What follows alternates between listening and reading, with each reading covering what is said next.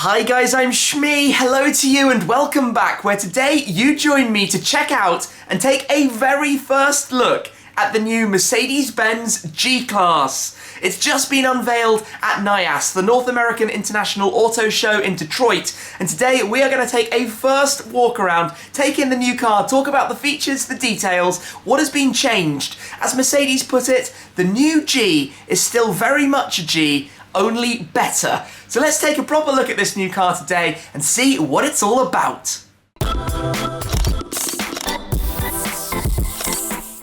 Even though I was unable to make it over to Detroit myself, that didn't stop me putting a camera on the ground so that we could take a proper look today at the longest serving Mercedes model series, the G Class, launched with the G500. So we'll talk about the engines, we'll take a proper look as well at the interior later on, so stay tuned for that. But just to run over the G Class itself, I'm sure that you're familiar with the model. It was first launched in 1979. That makes it nearly 4 decades now. It's a tough car with a hardcore fan base. It will be launching towards the summer of this year in markets around the world, but very much traditional styling, iconic looks. Mercedes have not changed it away from the distinct features, outline and character of the G Class. Things that you'll hear as we go through, the mechanical clicks of the doors, something I love, the feel as you close them, really resounding and giving you confidence in its off-roading capabilities, the looks, the very squared shapes and designs, but updated with new LED headlights, new design features around the car that will continue through to the interior as well.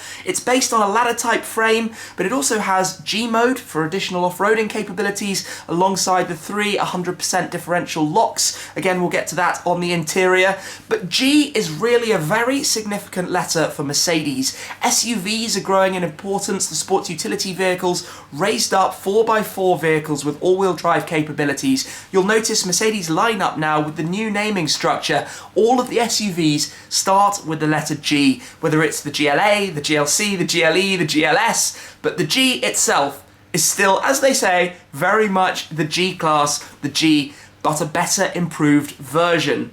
So the appearance of the cars hasn't really changed since inception, since the first models way back, as I said, 39 odd years ago. It's iconic for a purpose. It has serious ground clearance, off-roading capabilities, wading depth has been improved. It's 700mm now that it can wade through the water, so 10 centimeters, 100mm deeper than before.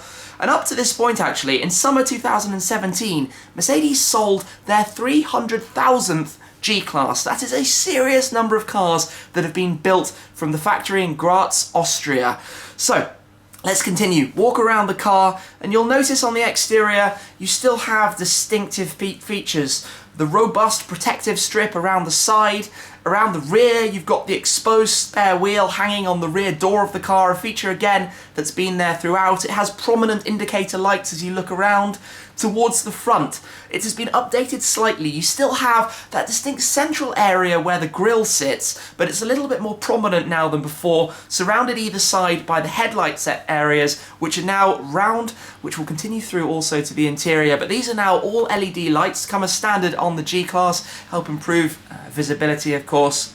So given it's an off-roader, let's talk more about the suspension system, which is developed in partnership by Mercedes-Benz and AMG, even though it's badged the Mercedes-Benz G500. It has a double wishbone front axle along with a rigid rear axle with various, 5 different dynamic driving modes. That means it can be both more agile when it's driven on the road or around town, but also have more off-road performance when it's pushed towards the limit. One of the big touches is this introduction of the G mode, which is truly about maximizing the off-road capability of the car when you put it into that setting. It will be prepared for loose terrain, difficult angles, wading, and those kind of driving environments. So this car now has 270mm of ground clearance at the front. That's slightly increased from before. It has 241mm between the axles, 6mm more than the previous generation of the car, and it's stable at 35 degrees tilt, which is actually up from 28 degrees in the previous generation. Along with that, you would expect things like the approach angle and the departure angle have also both increased by a degree to 31 and 30 respectively. So when it comes to clearance and being able to go over the rocks and hard environments, they've clearly, as said before, made it even better. On the driving mode side, you have Comfort, Sport, Individual and Eco. You can have optional adaptive damping on the car to make the ride even better, improve that if you would like. And when you activate any of the diff lock modes or the low range driving setting, that will engage the G mode. But we'll see more of that when we jump shortly into the interior as well. In fact, the car, it's 55% stiffer, it's 170 kilos lighter, but let's jump in and take a look at the inside now. There's a lot that's changed in here, but it starts with the door handle. You have the familiar stiff press of the button, but then you pull the handle open with a resounding noise, and when you close the door, it sounds awesome. But looking at the door card, you can see the fine leathers that are used, the upgraded materials, your seat controls, heated seats, ventilated seats, the Burmester sound system. But look at that interior. Now with the dual screen setup, you can see again the seats finished with some nice quilting. Down there on the door sill, you have the G logos, but this particular car is finished in a very nice way with this white leather highlighted by the contrasting brown leather in the upper sections, the new look steering wheel. Down in the footwell, of course, 2 pedals. It has the 9G 9-speed automatic gearbox system.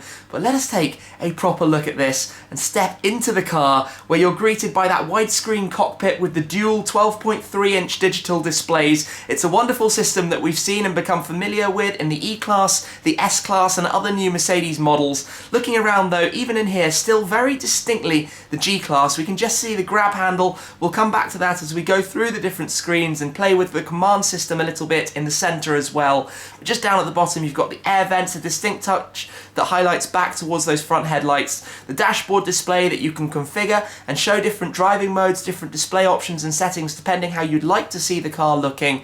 And then, as you can see here, just scrolling through the trip modes and different information, the eco display, this car being brand new, 19 kilometers on the clock, but hopefully soon to be driven in a very serious way. It's a car, of course, that I'm looking forward, hopefully at some point, to have the opportunity to drive. Potentially there might even be an AMG model down the line, but we'll talk more as well about the engine in this car, so stay tuned for that. It's got a V8, it's got a 4-litre bi-turbo V8, but you can scroll through all of these different options on the central screen. You've got your lights and wiper stalk over to the left side.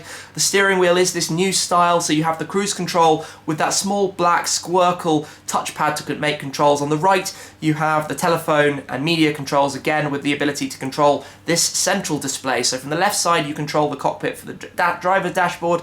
Those are the differential locks, so you have 3 different locking differential modes, depending how you want the car to be, with the front axle, the rear axle, and those engage the G modes. Coming down, you've got the Mercedes-Benz clock surrounded by the command controls, sitting underneath the air conditioning vents. A similar system now that we're seeing across most Mercedes-Benz models, but this car's finished with the carbon fibre trim, which contrasts very nicely with the light coloured seats. And then there you have your traditional controls that we're used to with the dynamic selector, the ability to close the cup holder compartment, of course, but just beneath that, the toggle for the display. Coming over to the passenger side, decent sized glove box. This is styling that's very familiar of the G Class, but presented in a more upgraded way. You have more legroom, it's about 35mm more space in the front, 150mm more space in the rear. The car is a little bit longer, a little bit wider, but there's that distinct grab handle over on the passenger side that really would let the passenger hold on and feel like they're in an off-roading capable car. Up on the roof, you can see the Burmester sound system that continues up there. A very nice upgraded interior. It gives you the hint of S-Class, the borderless rear view mirror. It has that styling, luxurious feel. Everything's very nice to touch, and these air vents that we loosely touched on there are reminiscent of those front headlights. They're very much that style, round, but with nice design to them rather than just being placed into the car. Having a further play through the entertainment system then, there's clearly a lot in here to see. Connect, in-car office, telephone, media, radio, navigation, radio, media, of course it will connect through Bluetooth to your various devices. Mercedes now also introducing Android Auto and Apple CarPlay as well, so you can connect your phone and integrate your apps. Bluetooth for your telephone. This is just a car to be played with and tested with here on the show floor. In-car office, where you have a number of apps, it will connect through a hotspot. the ability to have the car connected for data access, to use for your navigation, for all sorts of different features where your phone can determine if the car is unlocked or what's going on with it. In vehicle, you have loads of settings to do with the seats, the heating, the massaging, if you have the option, the dynamic select where we can go into individual configuration and change things, the assistance package. The car has a lot of assistance options as standard in terms of driving comfort and safety, lighting, to be able to change and configure the interior mood depending on the lighting. We've seen lots of these features that Mercedes develop, whether it's in the S Class, the CLS that I took a good look at recently, but of course in here, being the G-Wagon, you also get some slightly more G related features as well, in addition to those that we're familiar with from general Mercedes models as we scroll through here. So you can see there's an awful lot to it. I personally am a big fan of these displays that Mercedes have. Vast, high resolution, good quality, and as you can see, you can bring up lots of different information with very nice graphics, which I think is something that's just a nice touch, that it's been developed properly. But here you can see that you can change the drive, the suspension, the comfort modes between different settings, the steering, the eco start stop should you wish, and given that the car has a V8, I suspect that it might sound quite nice as well. But I like the way it moves and that you can see different bits and pieces about that as we scroll through. In here, so driver's seat, passenger seat, massaging, dynamic seat, lumbar. You can see that the options are near on endless as we scroll through here, and we're able to play around and just adjust some of the settings. And of course, with having the Burmester sound system in here as well, you can configure the audio. It will be presumably a car that's a bit more comfortable to drive on the highways, the motorways. Mercedes aiming towards making it a car that is more usable in every environment, whether that is driving it out on the main roads or driving it in those off-road environments. But now as we're scrolling through radio systems, again, it's just a nice looking display as we go through there and cycle through the displays. In the settings, we have the ability to change between 3 different designs: Sport, Classic and Progressive for the driver's dashboard. So these will adjust how your rev counter and speedometer appear, the colours of the display and the general settings. So that was Sport with slightly yellow feel. Classic looks more traditional, what you're familiar as a rev counter and general dashboard style, just on a screen. And then you have Progressive, where you have access to a lot of information with the centralised digital speedometer and the rev counter surrounding it. And also here you can change the ambient light colours as well. Moving back to the engine bay, I said I would talk about the engine in the car. It has the 4-litre bi-turbo V8, so an engine that we've become familiar with in various Mercedes models. The G500 is this particular car with 422 horsepower and 610 Newton meters. Torque, of course, being very important in the kind of environments that these cars are going to find themselves being driven. This particular model, the G500, comes at a cost of €107,000 in Germany, including VAT, the standard price for the base of the car as it's launched. But no doubt there will be more models to come, and even as hinted in the launch by the Mercedes CEO alongside Arnold Schwarzenegger, who is also from Graz, Austria, the location of the G Class, there is going to be a future electric version of the new G-Wagon. So stay tuned and watch this space for that as well.